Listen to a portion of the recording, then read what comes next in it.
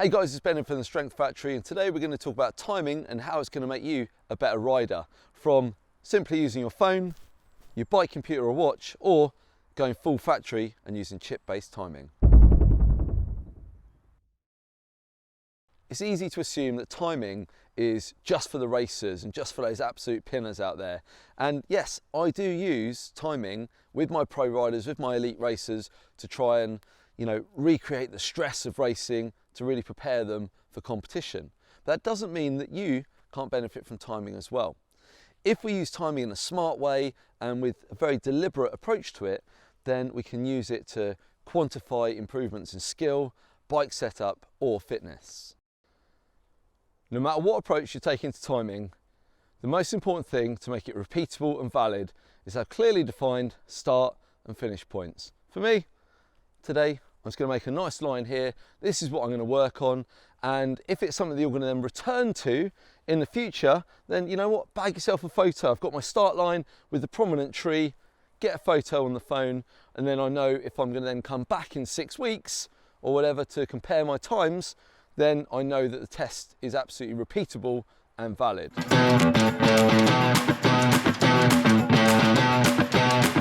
Like and subscribe. The first and the cheapest way is just to use a stopwatch, more than likely on your phone. Now, the issue with this is that generally you need a couple of people to make this run properly. Okay, so what you have is like 2 people at the top and you both go 3, 2, 1, go. And you start them like synchronized watches, James Bond shit, okay? Now, I now need to get this phone to the bottom of the hill, and we need an appreciation of how long the hill is. Like, let's say this is a 1 minute track to keep it simple. And then the people over here that we're timing, that are going to be riding, they're going to leave on the 2 minute mark, the 2 minute 30, the 3 minute mark, and so on, depending on how many there are.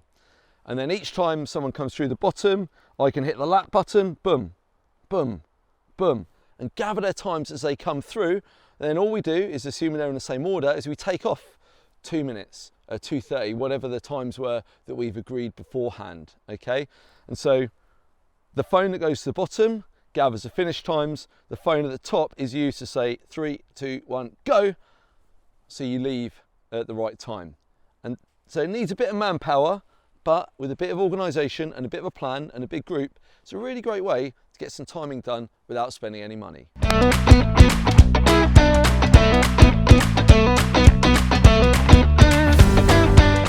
So let's now have a think about the limitations of different ways of timing. And basically, as a general rule, the longer the section you're timing, whether it's a long downhill track or like a 20-minute cross-country loop or a big climb, then the more leeway you've got, because the more, the less tenths matter. The shorter the track, maybe you're timing yourself over a 30-second turns track, really working on your technique and that sort of thing, that's where you need really accurate timing with a high degree of accuracy and precision that's then going to give you, true world results that show your differences. Because over a 20-second track, we're talking tenths. Over a 20-minute cross-country thing, we might be talking minutes. So that's something that you definitely need to consider. Now, the most important thing when you're using some form of stopwatch or computer is that you are consistent with your routine at the start and at the end of the track. Okay, so for instance, imagine I've got a watch on, I'm all lined up, I'm like all balanced in, I'm like fumble around with it, beep, and then go. And that might be how you do it, that's fine.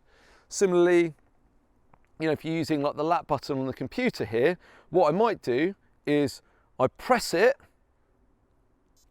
beep, there we go, that's the lap button. I'm going to wait for it to say 3, 4, and then I go on 5 seconds. Okay, that way I can actually be set and I'm not faffing about on the bars.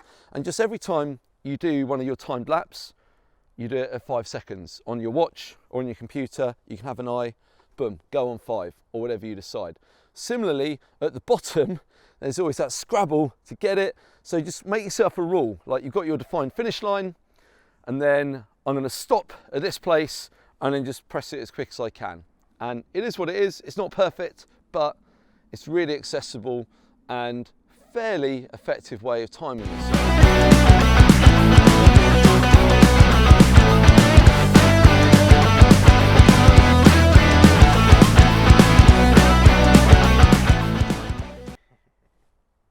Okay, don't judge me, don't hate me. Strava, sorry, some of you love it, some of you hate it. I'm actually kind of somewhere in the middle. It's just a tool that does a job. Whether the job is keeping track of your mileage, or whether your job is straight lining corners and wrecking trails, don't do it. It's actually, you know, the free version times you. And if you want to compare yourself to all the leaderboards and all that nonsense, then you can pay for it. But actually, download it on your phone and you can time yourself. Now, I think we all know that your Strava time for a given segment or track needs to be taken with a pinch of salt. Okay, you can go on all the forums and some will say, oh, you get a quicker time if you use an Android, or a quicker time if you use a Garmin watch or iPhone or this and that. And people have got all different ideas about what's more accurate and which devices give quicker and slower times. And I don't really know, I don't really care. It's just kind of interesting and it's free. The only thing I'd say is that what we don't really know is those defined start and finish times. So if you're going to be using Strava to time something, then rather than starting right on this line, Strava might think I've already started, the clock might be ticking. So I'd always start further back, away from the segment, away from the track, and then roll or sprint in, just do the same every time, and then start like racing it and riding it faster from your start line.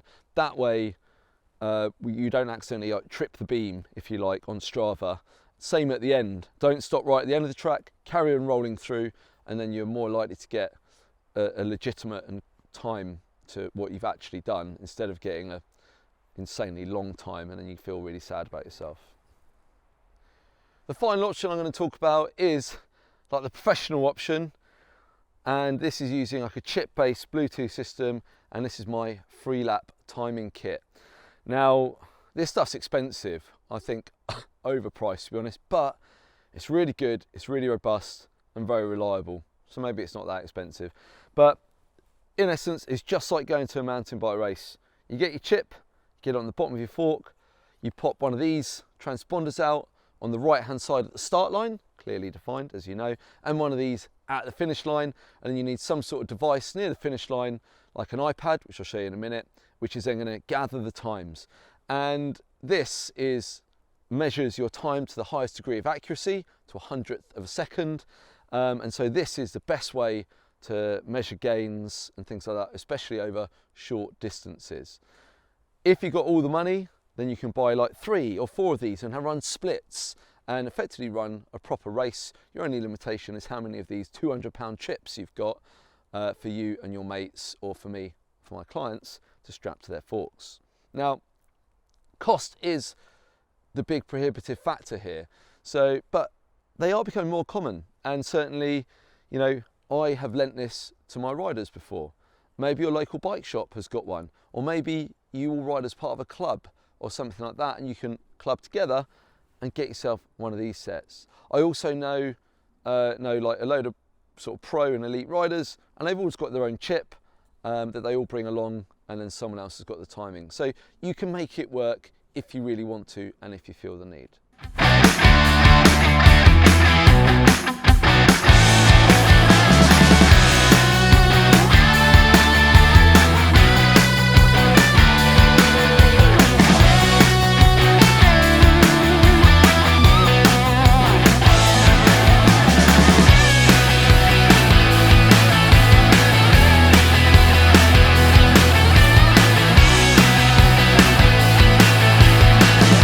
Whether you're a racer looking to shave a few tenths off your best times, or an everyday rider who just wants to ride a bit better and be a bit faster, timing can be a great tool to do that. We don't want to do it all the time.